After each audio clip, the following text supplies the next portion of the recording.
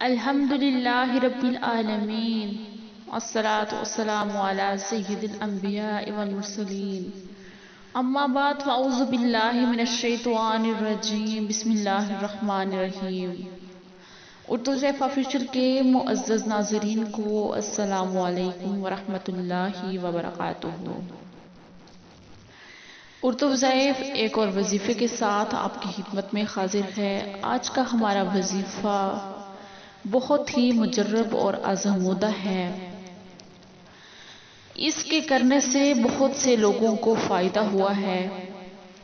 اتنا پاورفل وظیفہ ہے یہ کہ اس کے کرتے ہی آپ کا مقصد پورا ہو جاتا ہے۔ وظیفے کا ٹائم فجر کے وقت ہے۔ آپ نے یہ وظیفہ فجر کے ٹائم کرنا ہے، اور فجر کے ٹائم کی بے پناہ فضیلت ہے۔ اس ٹائم میں جو اٹھ جاتا ہے وہ اپنا رزق لے لیتا ہے، اور جو نہیں اٹھتا وہ اسے محروم رہتا ہے۔ فجر کے ٹائم جو لوگ بھی اٹھتے ہیں، اللہ تعالیٰ کا ذکر کرتے ہیں، اور اللہ تعالیٰ ان میں رزق تقسیم کر دیتا ہے، اور وہ حاضر ہو جاتے ہیں اپنا رزق لینے میں۔ اور جو لوگ فجر کے ٹائم نہیں اٹھتے وہ اپنا رزق لینے سے محروم ہو جاتے ہیں، اور ان کا دن بھی اچھا نہیں گزرتا اس طرح سے کہ جس طرح وہ اللہ تعالیٰ کا اٹھ کے ذکر کریں، اللہ تعالیٰ کا ذکر کریں اور اس سے رزق لیں، اس سے اپنے نصیب کا رزق لیں، اپنی حاضری لگوائیں، جس طرح باقی لوگ اٹھتے ہیں اللہ تعالیٰ کا ذکر کرنے والے۔ اس ٹائم میں اللہ تعالیٰ کی بے پناہ رحمتیں نازل ہوتی ہیں، برکتیں نازل ہوتی ہیں گھروں میں۔ اور اس ٹائم میں کوشش کیا کریں کہ کبھی یہ نماز مس نہ کریں، اور اس ٹائم میں اٹھ جایا کریں، کیونکہ اس ٹائم میں اللہ تعالیٰ کی رحمتیں برکتیں گھروں میں نازل ہوتی ہیں، اور جو لوگ اس ٹائم میں سوتے ہیں وہ ان سے محروم رہتے ہیں۔ اگر آپ کی کوئی بھی حاجت ہو تو آپ یہ کوشش کیا کریں کہ فجر کے ٹائم ضرور اٹھ جایا کریں،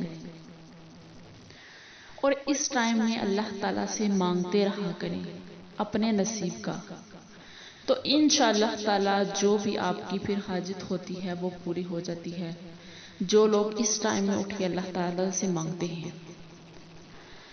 تو ہمارا وظیفہ بھی فجر کے ٹائم کا ہے، جو کہ آپ نے فجر کے ٹائم ہی کرنا ہے، اور نہار صبح اٹھتے ہی سورہ کوثر کا وظیفہ ہے۔ آپ نے سورہ کوثر کے اور بھی بہت سے وظائف کیے ہوں گے، مگر اتنا پاورفل وظیفہ ہے یہ، جس نے بھی یہ وظیفہ کیا اسے فائدہ ہوا۔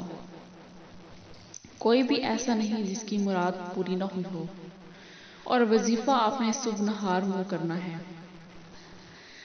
آپ کے پاس اتنا رزق آئے گا کہ آپ کے سب دوست احباب بھی پوچھنے پہ مجبور ہو جائیں گے کہ آپ کے پاس یہ اتنا رزق آیا کہاں سے۔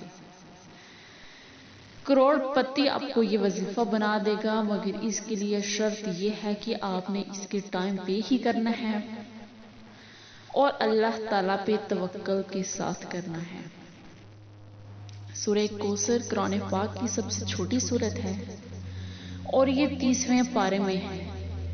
30ویں پارے کی یہ سورت ہے، اور یہ قرآن پاک کی سب سے چھوٹی سورت ہے۔